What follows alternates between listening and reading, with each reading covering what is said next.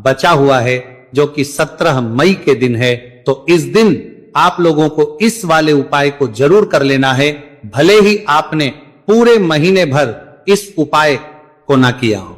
पर अगर आपने इस पुरुषोत्तम मास के रविवार प्रतिपदा तिथि के दिन अगर इस वाले उपाय को कर लिया, तो आपको इस उपाय को करने का वह फल मिलेगा जिसकी आपने कभी कल्पना भी नहीं करी होगी। इसीलिए आप लोग इस वाले उपाय को एक बार जरूर कर लेना है, ताकि आप लोगों के हाथ से यह मौका ना जा सके और आपको इस उपाय को करने का फल मिल सके। दोस्तों, यह उपाय पंडित जी ने अपनी अभी की ही श्री शिव महापुराण की कथा में बताया है, जिस उपाय को आज हम आपको बहुत अच्छे से समझाने वाले हैं। इस वीडियो को देखने के बाद इस पंडित जी ने अपनी जोड़ सके उपाय को के लिए आपको कोई और वीडियो को देखने की जरूरत नहीं पड़ेगी। तो चलिए दोस्तों, उपाय को शुरू करते हैं। देखिए, ये इस पुरुषोत्तम मास के रविवार प्रतिपदा तिथि के दिन ये इतना खास होता है, इतना महत्वपूर्ण होता है।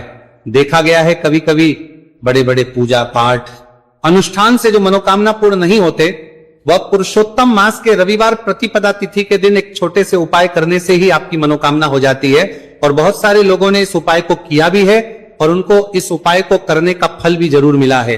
अगर आप लोग भी इस उपाय को करना चाहते हैं, तो आप इस उपाय को पहले अच्छे से समझ लेना, सुन लेना, उसके बाद करना, आपको इस उपाय का फल जरूर मिलेगा। और इस उपाय को कर लेने से आपके घर में चाहे किसी भी प्रकार की दुहक और समस्या क्यों ना चल रही हो, आपको उसका कारण भी नहीं पता है कि भाई ये समस्या किस कारण से चल रही है। कुछ भी कारण हो सकता है, जैसे पितृदोष हो सकता है या किसी भी तरह का मंगल दोष भी हो सकता है। तो इस दिन आप लोगों को यह वाला उपाय कर लेना है। ये एक ऐसा उपाय है जिस उपाय को अगर किसी विशेष दिन पर किया जाए, तो भाई उस विशेष दिन का जो है वो तो हमें मिलता ही मिलता है, पर हमने उस दिन पर इस उपाय को किया है तो हमें उससे भी बड़ा फल मिलता है, और फल बहुत जल्दी मिलता है, क्योंकि आप इस उपाय को बहुत ही बड़े और विशेष दिन पर कर रहे हो। तो अब उपाय के बारे में बात करते हैं, लेकिन उससे पहले आप लोगों को यह जानना आवश्यक है कि आखिर यह उपाय किस समय करना है, किसको करना है और कैसे करना है। तो चलिए हम आगे आपको वीडियो में एक एक करके बता देते हैं। लेकिन उससे पहले अगर आप लोग हमारे चैनल पर पहली बार आए हैं या फिर मेरी आवाज आज पहली बार सुन रहे हैं, तो हमारे चैनल को सब्सक्राइब जरूर कर लेना और इस वीडियो को लाइक करके कमेंट बॉक्स में श्री शिवाय नमस्तु भयम ओम नमः शिवाय जरूर टाइप कर दें। तो दोस्तों, इस 7 चावल के दाने वाला उपाय को हमें इस रविवार प्रतिपदा तिथि के दिन कैसे करना है, किसको करना है, किस समय करना है और कहां पर करना है, ये सारे सवालों के जवाब आपको इस वीडियो में मिल जाएंगे। और जो ये वीडियो देखेगा भाई, उसको 7 चावल के दाने वाला उपाय जरूर करना चाहिए, क्योंकि इस दिन एक चावल के दाने का भी बहुत ही बड़ा और विशेष महत्व होता है। और जब बात आ जाए 7 चावल के दाने वाला उपाय की, तो ये सोने पर सुहागा वाली बात हो जाती है और ये एक बहुत ही बड़ा उपाय हो जाता है इस रविवार प्रतिपदा तिथि का। तो अब दोस्तों, इस 7 चावल के दाने वाला उपाय को आखिर करना किसको है, सबसे पहले हम लोग वो बात जान लेते हैं। तो देखो, घर की जो बड़ी माताएं बहनें होती हैं, उन माताओं बहनों में से कोई भी एक बड़ी माता बहन इस वाले उपाय को कर सकती है। और दोस्तों, अगर आप चाहें तो अपने घर में से सभी सदस्यों को भी इस उपाय को करवा सकते हैं।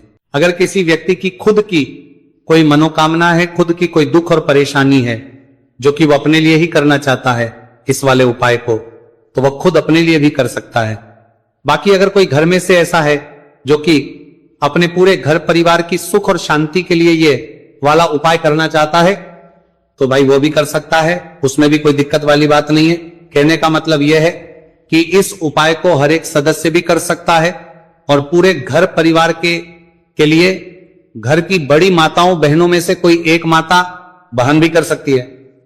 माताएं बहनें अगर घर में उपस्थित ना हो या वह यह वाला उपाय ना कर पा रही हो, तो फिर घर का कोई बड़ा सदस्य भी इस 7 चावल के दाने वाला उपाय को कर सकता है, चाहे फिर वह पुरुष ही क्यों ना हो, उसमें कोई भी दिक्कत वाली बात नहीं। अब दोस्तों, जो अगला प्रश्न निकल कर आता है वो ये आता है इस उपाय को लेकर कि आखिर इस उपाय को हमें किस समय करना है, सुबह के समय करना है कि शाम के समय करना है। तो देखो, इस वाले उपाय को आप लोग सुबह के समय भी कर सकते हो और शाम के समय प्रदोष काल में भी कर सकते हो। अब अगर आप पूछो कि भाई सब सबसे उत्तम समय कौन सा रहेगा इस 7 चावल के दाने वाला उपाय को करने का, तो हम आपसे बस यही कहेंगे कि इस उपाय को आप सुबह के समय करेंगे तो ज्यादा बेहतर होगा। बाकी अगर प्रदोष काल शाम के समय भी करेंगे तो भी अच्छा होगा, उसमें कोई भी दिक्कत बात नहीं है।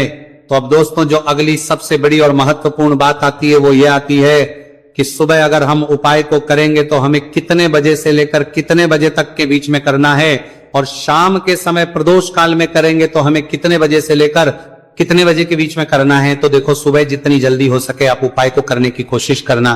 बाकी अगर किसी कारणवश लेट भी हो जाओ, थोड़ी देर भी हो जाए, तो 10 या 11 बजे तक भी आप उपाय कर लेना, पर 12 बजे से ज्यादा देरी ना हो, ठीक है, इस बात का ध्यान रखना। उसके बाद में दोस्तों अगर शाम के समय प्रदोष काल की बात करें, प्रदोष काल का जो समय है होता है वो शाम के 6 बजे से शुरू हो जाता है। मतलब शाम के 6 बजे से लेकर 7 बजे के बीच का जो समय होता है यह समय प्रदोष काल का समय होता है। तो आप इस उपाय को 7 या 8 बजे के बीच में भी कर सकते हो। मतलब शाम के 6 बजे से रात 8 बजे के बीच में आप कभी भी इस वाले उपाय को कर सकते हो, उसमें कोई भी दिक्कत वाली बात नहीं है। देखिए दोस्तों एक एक करते हुए हम उपाय को समझेंगे। सबसे पहला उपाय बहुत ही आसान सा उपाय है। देखो यदि आपको ऐसा लगता है कि बाबा आपकी सुन ही नहीं रहे हैं, बाबा आपकी मनोकामना परिपूर्ण कर ही नहीं रहे हैं, आपने कई उपाय कर लिए, आप आपने इच्छाएं महादेव के सामने रख दी, लेकिन आपकी मनोरथ जो है वो परिपूर्ण हो ही नहीं रही है, और आप चाहते हैं कि वह मनोरथ जो आप कई दिनों से बाबा से मांग रहे हैं वो परिपूर्ण हो जाए, तो आपके जीवन के दुहक तकलीफ है ये सब दूर हो जाए।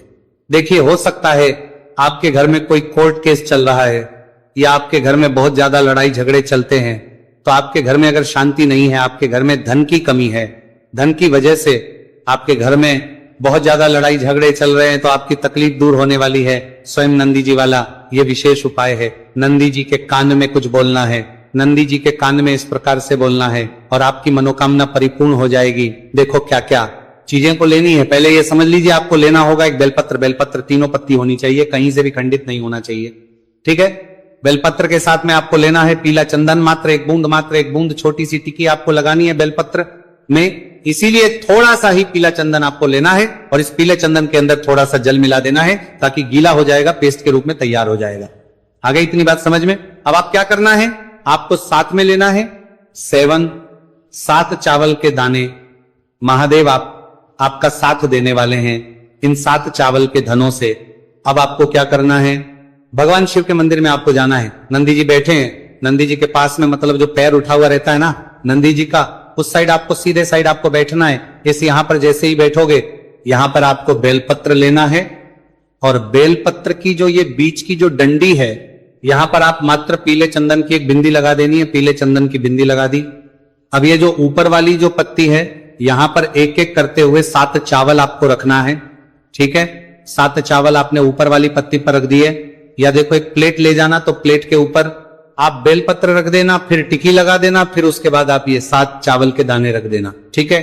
अब आपको क्या करना है, जहां पर आप नंदी जी के वहां पर बैठे हो तो नंदी के कान में आपको आपकी जो भी इच्छा है, जो आप चाहते हैं कि महादेव परिपूर्ण करें, और नंदी जी के कहने पर महादेव आपकी मनोकामना निश्चित तौर पर परिपूर्ण करेंगे, तो आपको क्या करना है, नंदी जी को कान में आपको बोल देना है जो भी आपके दुहक तकलीफ है, जो भी आपके कष्ट है वह सब दूर हो जाए, ऐसी आपको कामना करना है। और नंदी जी के कानों में आपको बोल देना है, जो भी आप चीज बोलेंगे वह नंदी जी भगवान शिव से विनय करके बोलेंगे, और नंदी जी की बात भगवान शिव नहीं टालते हैं। और इसीलिए जो भी इच्छा है, आपकी जो भी कामना है वो आपको विशेष बोलना है, और उसके बाद आपको वहां से उठना है, ठीक है।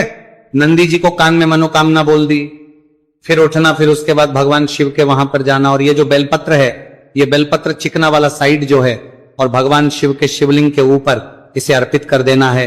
अर्पित कैसे करोगे, जो बेलपत्र का जो चिकना वाला साइड है वो नीचे की साइड हो जाना चाहिए। अब से ही आप अर्पित करने जाओगे तो चावल के दाने तो गिर जाएंगे, यानी कि जैसे ही अर्पित करने जाओगे तो भगवान शिव के शिवलिंग के ऊपर चावल के दाने गिर जाएंगे, क्योंकि वह किसी से भी चिपके हुए नहीं है, तो कोई तकलीफ नहीं है। वह जैसे आप अर्पित करोगे, ना भले चावल के दाने भगवान शिव के शिवलिंग पर गिर जाए, वह कोई तकलीफ नहीं है। बस आपको ये जो बेलपत्र है ये आपको उल्टा अर्पित कर देना, यानी कि जो पीला है भगवान शिव के शिवलिंग पर स्पर्श होना चाहिए, और इस प्रकार से आपको अर्पित कर देना है। डंडी का जो हिस्सा है जलाधारी की तरफ हो जाना चाहिए। बस इतना सा प्यारा सा उपाय एक बार करके देखिए, निश्चित तौर पर महादेव आपकी जो भी मनोरथ है, जो बाबा से आप कई दिनों से मांग रहे हैं, वह निश्चित तौर पर परिपूर्ण हो जाएगी।